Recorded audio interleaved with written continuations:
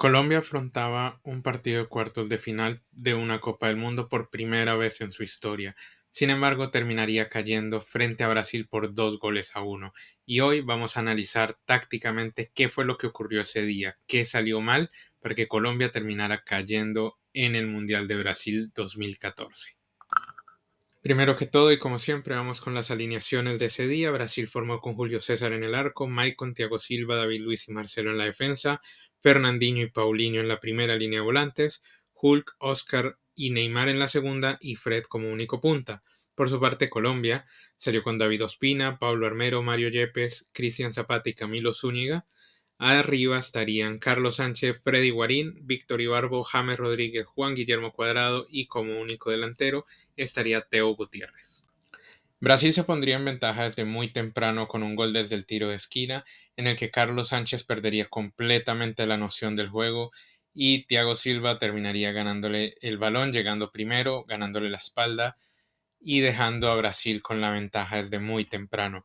Pero es que después del gol Brasil mantuvo el control del juego y el problema principalmente radicaba porque Pekerman pidió a Yepes y a Zapata que ejercieran una marca personal. Uno iba con Fred y el otro iba con Neymar. Neymar terminaba entrando porque la mayoría de los ataques de Brasil se gestaban desde la zona izquierda. Neymar ese día partió desde la banda derecha, protagonizando estos con Hulk y con Marcelo. De esta forma, Neymar se cerraba y fijaba a Yepes o a Zapata, al que no estuviera con Fred, dejando mucho espacio para que Oscar y Paulinho terminaran entrando siempre, además obviamente de las combinaciones por la banda que hacían Hulk y Marcelo. De esta forma Colombia siempre estaba en una notable desventaja porque Carlos Sánchez tenía que meterse más atrás para agarrar a Oscar cuando era este el que entraba al área y finalmente Guarín no hacía lo mismo con Paulinho o con Hulk. Así siempre tenía una mayoría de jugadores en las zonas más peligrosas la selección brasileña y Colombia no encontraba cómo salir. Pero los problemas de Colombia no solo se quedaban en la defensa, también intentando generar juego no encontraba la manera. James tenía constantemente que bajar, en ese mundial jugó prácticamente todos los partidos como un media punta, flotando por detrás de Teo, pero tenía que ponerse en la primera línea de volantes para intentar generar alguna cantidad de pases, porque entre Guarín y Carlos Sánchez no lo podían generar. Se notó bastante la falta de un jugador que supiera mover el balón en esa zona. Además de esto, Pekerman pedía que cuando James pudiera mover un poco el balón hacia arriba, se metiera cuadrado a ese lugar, uniéndose a Guarín en el centro del campo y dejando que Zúñiga se adueñara de la banda, al igual que Armero lo hacía por la otra, cerrando a Ibarbo junto a Teo más arriba. Y es que esta juntada de los dos hombres arriba se daba principalmente porque Pekerman sabía que iba a tener que jugar con muchos balones largos porque Brasil estaba muy bien ubicado y al sacar a James de su posición constantemente para ayudarlo en el armado, pues tendría que apostar mucho por estos balones que al final nunca llegaron. Colombia nunca pudo generar más allá de algunas opciones muy diluidas y se veía bastante mal la generación del juego. En el entretiempo, Pekerman cambiaría a Ibarbo con Adrián Ramos. Ibarbo tuvo un partido bastante discreto, principalmente porque tuvo que dejar la posición de extremo izquierdo para posicionarse como delantero al lado de Teo y tratar de ganar desde ahí balones largos y aéreos, algo que realmente no pudo hacer en ningún momento, y entendiendo así que Pekerman lo sustituye para que esa posición se la llevara un jugador más hecho para ser delantero, como Adrián Ramos, que igualmente era bastante fuerte y bastante rápido. De esta forma, Colombia pasó a jugar con un 3-4-1-2, con James nuevamente de medio punta, con Adrián Ramos y Teo arriba, y con el cambio de que al que dejarían la banda sería Juan Guillermo Cuadrado. Pondría a Zúñiga como doble pivote junto a Guarín y a Carlos Sánchez haciendo la línea de tres con Yepes y Zapata. Además de Armero, lo tendríamos todo con la banda izquierda.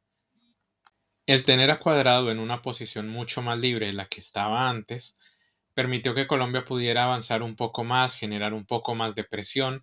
Además, Con la aparición de Zúñiga, Colombia intentaba que los balones pudieran salir no por medio de pases, pero al menos sí por medio de avanzadas con la velocidad de Camilo.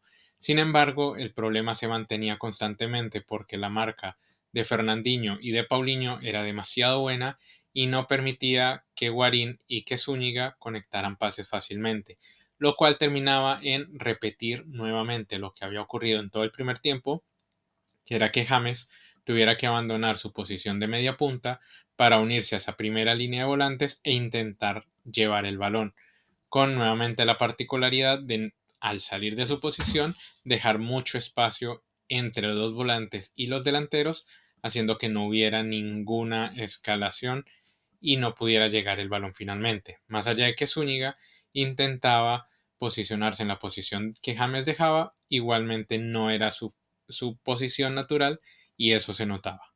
Y aunque el planteamiento no era lo más efectivo, la tónica del partido empezó a cambiar. Colombia presionaba mucho más, sobre todo Guarín empezó a ganar muchos más duelos de fuerza y eso hacía que Colombia se quedara constantemente con los rebotes. Brasil constantemente tenía que reventar el balón a cualquier lado e hizo que Colombia generara una presión mucho más efectiva, manteniendo la pelota sin generar todavía, pero controlando un poco más el juego.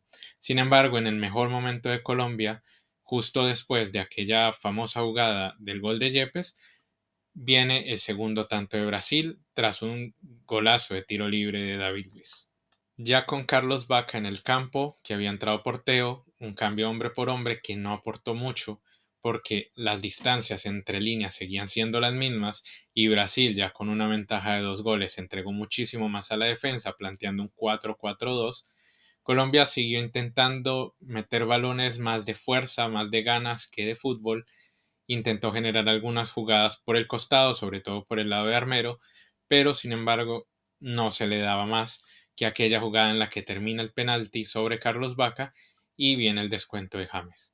Y el último cambio de Pekerman fue ingresar a Juanfer Quintero, que realmente poco pudo hacer, para un planteamiento en el cual Brasil terminó jugando con 4-5-1, con la entrada de Enrique después de la lesión de Neymar, y que Colombia nunca pudo conectar.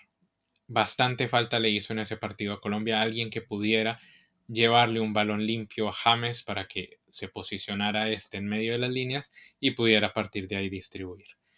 Es bastante polémico, pero quizás la participación de Abel Aguilar ese día en lugar de Freddy hubiera sido un poco diferente las cosas.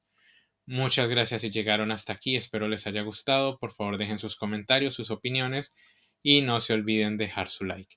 Aquí arribita les dejaré mi análisis del 7-1, el partido siguiente de Brasil en ese mundial frente a Alemania. Muchas gracias y espero que tengan un muy buen día. Hasta pronto.